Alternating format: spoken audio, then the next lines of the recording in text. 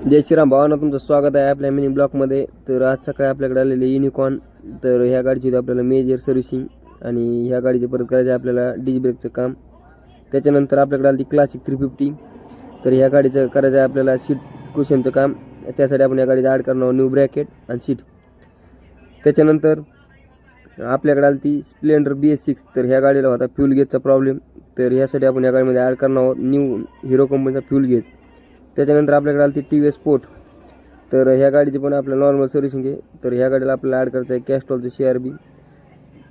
त्याच्यानंतर आपल्याकडे आली ती प्लॅटिना कम्फर्ट. तर ह्या गाडीची होती आपल्याला मेजर सर्व्हिसिंग आणि ह्या गाडीमध्ये पण आपण ॲड करणार आहोत नवीन लायनर. आणि त्यानंतर ह्या गाडीचं करायचं आपल्याला रिअर शॉक ऑफ चेंज.